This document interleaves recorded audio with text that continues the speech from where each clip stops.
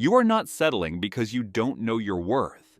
You've heard that phrase 1,000 times. You've got it saved somewhere. You've probably sent it to a friend. You are settling because the person in front of you is almost enough, and almost is the most dangerous distance in the world. Ernest Hemingway wrote about this in 1926. Short sentences, big silences, everything important left unsaid. And somehow, in those gaps between the words, he described every relationship where you knew something was wrong and stayed anyway. You know the setup. Someone comes into your life, and they're not exactly what you wanted, but they're real and they're present and they make you feel something. And feeling something, after a long stretch of feeling nothing, is so disorienting that you confuse it with the right thing. You confuse proximity for compatibility, intensity for love, the fact that it hurts for the fact that it matters. Hemingway's characters do this on every single page. They drink, they move through Europe, they say very little and feel everything, and they stay in situations that are slowly, quietly, consistently not working. Not because they're stupid, not because they don't see it, but because leaving requires a kind of certainty they can't get to, and the almost keeps them there. The almost is so much worse than nothing. The Sun Also Rises gives us Jake Barnes and Lady Brett Ashley, and on paper, they should work. They are drawn to each other like a law of physics.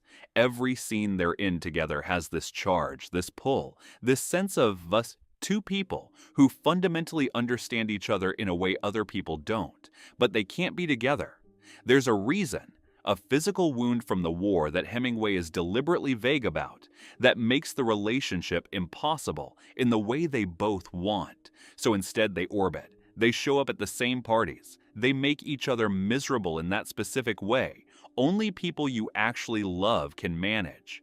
They watch each other with other people and feel it land like weather.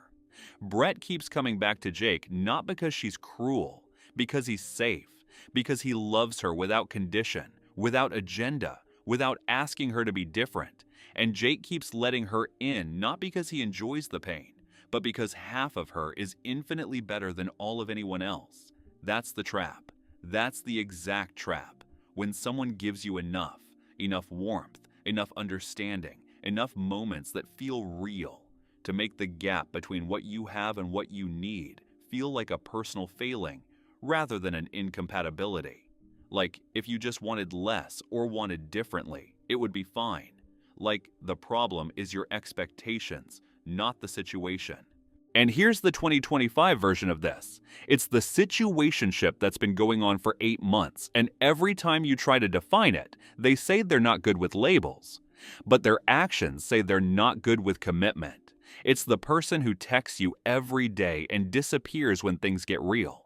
It's the almost relationship that takes up relationship-sized space in your life without any of the security.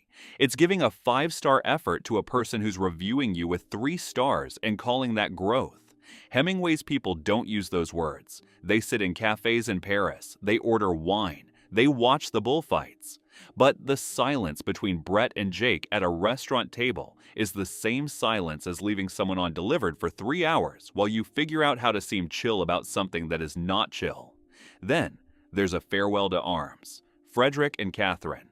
And this one is different because it does look like love, real, committed, all in love. Frederick deserts the army for her. They escape to Switzerland together. It seems like the one that works, except Catherine is performing a version of herself designed entirely around what Frederick needs. She says it out loud. She tells him she wants to be whatever he wants. She dissolves into the relationship with a completeness that looks like devotion and is actually erasure.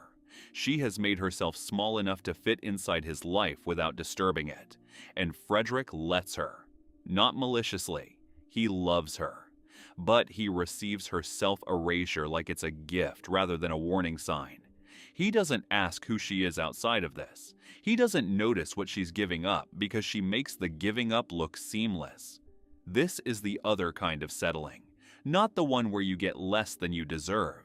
The one where you give more than is sustainable, where you reshape yourself into whatever the relationship requires until you look in the mirror and can't find the original version, where loving someone becomes a full-time renovation project on yourself, where you're so focused on making it work that you never ask if you should. The relationship ends in the most Hemingway way possible, abruptly, quietly, without the dramatic resolution it deserved. And Frederick walks out into the rain. That's the ending. No speech, no lesson. Just a man walking alone in the rain after losing the person he needed because neither of them knew how to need each other honestly. That's what Hemingway understood, that nobody wanted to say out loud. Settling isn't always loud. It doesn't always look like misery. Sometimes it looks like comfort. Sometimes it looks like history. 2 years in, shared playlists, a drawer at their place. Sometimes it looks like love, actually just love that quietly costs you more than it gives back. The iceberg theory, Hemingway's whole writing philosophy, was that the dignity of movement comes from what's left out. 7/8 of the story is underwater. You only show the tip. Your relationship might look fine from the surface. It might look like enough, but you know what's underwater. You've always known. You just keep hoping the iceberg is smaller than it feels. It isn't. And Hemingway, with his short sentences and his long silences, already knew that about you in 1926.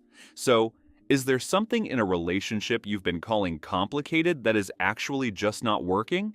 Because Hemingway would say, you already know the answer. You just haven't said it out loud yet.